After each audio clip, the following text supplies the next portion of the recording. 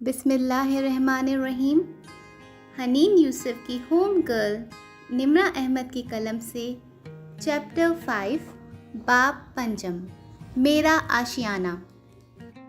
मेरी अम्मी को दो चीज़ें बहुत बुरी लगती हैं, एक मैं और दूसरा मेरा फारिग बैठना।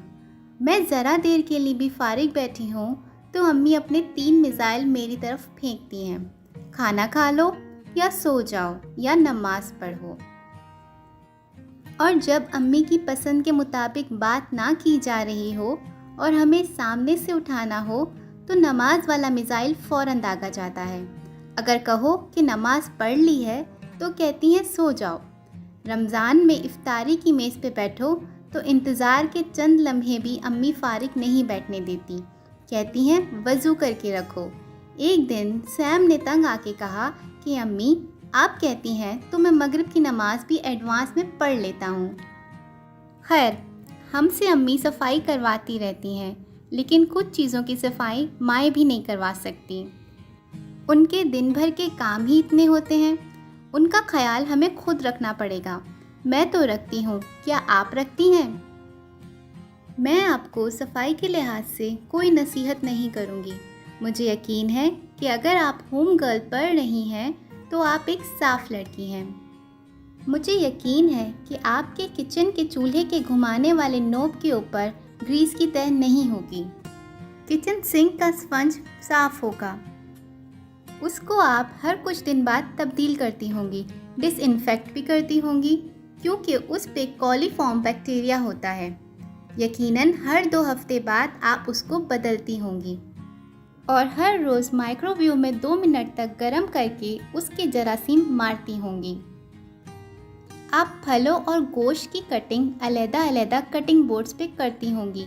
लहसुन, प्याज जिस छुरी से काटा जाए उससे फल नहीं काटती होंगी, और अगर कभी काटने पड़ जाएं तो अच्छी तरह धो के उसे सुखाने के बाद ऐसा करती होंगी। आपके किचन के काउंटर टॉप साफ़ होंगे।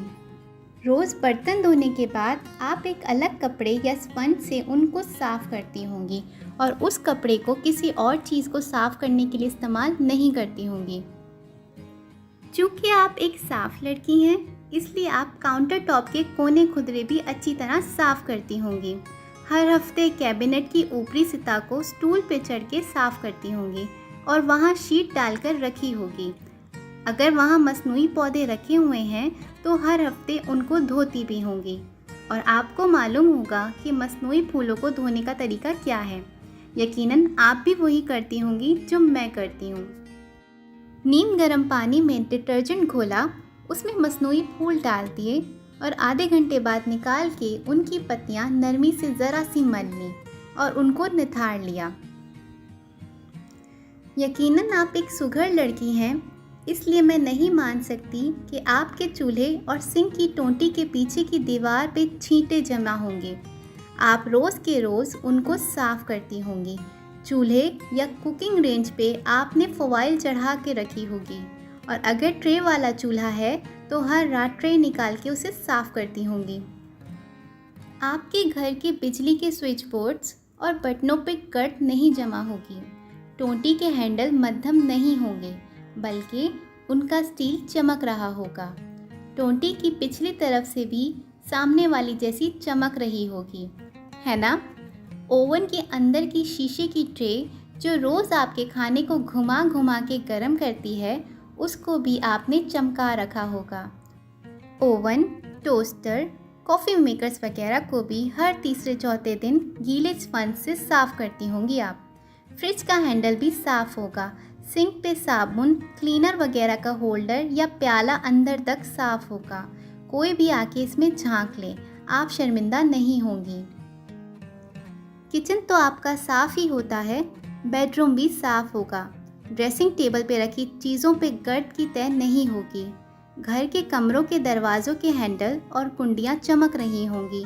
मेकअप बैग भी साफ़ होगा, उसमें मेकअप गिरा हुआ नहीं होगा। मेकअप ब्रशेस भी आपके साफ़ होंगे, आप उनको वक्तन फ़वक्तन धोती भी होंगी। भाई, मुझे मालूम है कि आप इतनी सुघड़ हैं कि अपने नाजुक चेहरे पे लगाने वाली चीज़ को धोए बगैर तो इस्तेमाल नहीं करेंगी। और अपने हैंडबैग्स को तो आप बाकायदगी से साफ़ करती होंगी, क्योंकि यहीं तो सारे ज़माने के जरासीम जमा होकर पार्टी करते हैं। भाई इतना तो मुझे यकीन है कि आप एक साफ़ सुथरी होम गर्ल है। यकीनन आप रिमोट कंट्रोल के बटन, कीबोर्ड्स, मोबाइल के हैंड्स फ्री सब साफ़ करती होंगी। मुश्किल होती होगी तो एयर कॉटन से उनके कोनों खुदों से मैल निकाल लेती होंगी, अल्कोहल वाइप से उनको सैनिटाइज भी करती होंगी। आपके टीवी की पुष्ट पे गर्द नहीं होती होगी। कोई टीवी ट्रॉली के नीचे झांक ले, उसे जाले और मिट्टी नहीं मिलेगी, क्योंकि आप ट्रॉली हटा के झाड़ू लगाने की आदी हैं। वैसे झाड़ू लगाने में कितना मज़ा आता है, बशर्त ये कि वो अम्मी के हाथ से आपकी कमर पे ना लगे। एक बर्तन धोना और एक झाड़ू लगा के डस्टिंग करना, ये मेरे पसंदीदा काम है। सफाई और पाकीज़गी का एहसास, तस्कीन, इसका अपना लुत्फ़ है। थकावट भी थकावट नहीं लगती। आप तो खैर मुझसे ज़्यादा सुघड़ होंगी। अपने पर्स से रसीदें और गंद वगैरह हफ्ते के हफ्ते निकालती होंगी। पर्स भी ज़्यादा खानों वाला लिया होगा ताकि हर चीज़ अंदर ऑर्गेनाइज्ड है ना? चूँकि आप अपने किचन और बेडरूम, लॉन्च वगैरह का इतना ख्याल रखती हैं, तो ये हो ही नहीं सकता कि आपका बाथरूम नीट और क्लीन ना हो।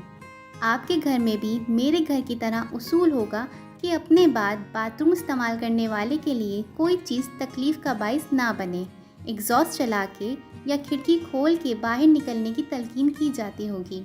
और मुझे यकीन है कि आपने भी घर वालों को गुस्ल के बाद वाइपर लगाने की आदत डाल रखी होगी, क्योंकि साफ़ बाथरूम दरअसल खुश्क बाथरूम होता है।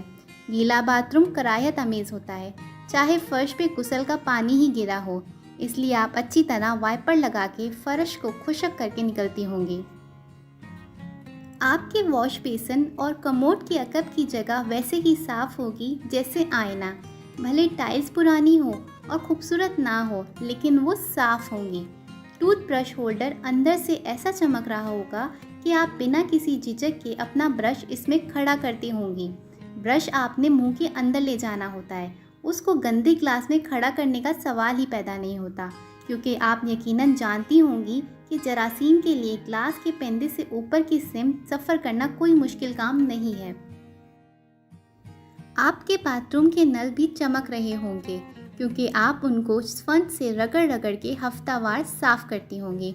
और जहाँ पानी काम ना करे वहाँ पानी में सिरका, या छोड़ें टोटकों को, इतने पैसों में एक अच्छा टॉयलेट क्लीनर आ जाता है। आप इसी से नल की दहात साफ़ कर लेती होंगी। आपकी वॉल क्लॉक्स के पीछे जाले भी नहीं होंगे, ना पर्दों की रीलिंग के दरमियान मकड़ियों ने घर बना रखे होंगे। आप अलमारियों के अंदर अखबार बिछा के चीज़ें रखती होंगी, और अगर अभी मैं आपके घर झांक लूँ तो उन अखबारों के नीचे कॉपिक्स और फ़नाइल की गोलियाँ रखी मिलेंगी, जो आपके कपड़ों को महफूज रखती होंगी। चूँकि आप ये किताब पढ़ रही हैं तो आप एक होम गर्ल ही हैं, इसलिए आप ड्रेसर मिरर को भी हफ्ते में एक दफ़ा कम अज़ कम ग्लास क्लीनर या गीली अखबार से साफ़ करती होंगी। और होम गर्ल्स के घरों के आईने और शीशे धुंधले नहीं होते। वो अपने गद्दों को धूप लगवाती हैं और धुलवाती हैं।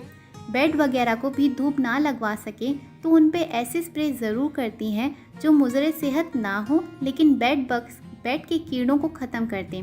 और होम गर्ल्स को ये कहने की ज़रूरत नहीं होती कि स्प्रे या तेज़ाब वगैरह करते वक्त नाक को ढाँप के रखें और बाद अज़ा ज़रूर हाथ धोएं, क्योंकि होम गर्ल्स पहले ही सब सीख चुकी होती हैं।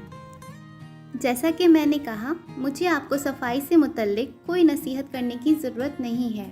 आपको ये सब बातें पहले से मालूम है और आप उन पर अमल भी करती हैं, इसलिए आगे चलते हैं।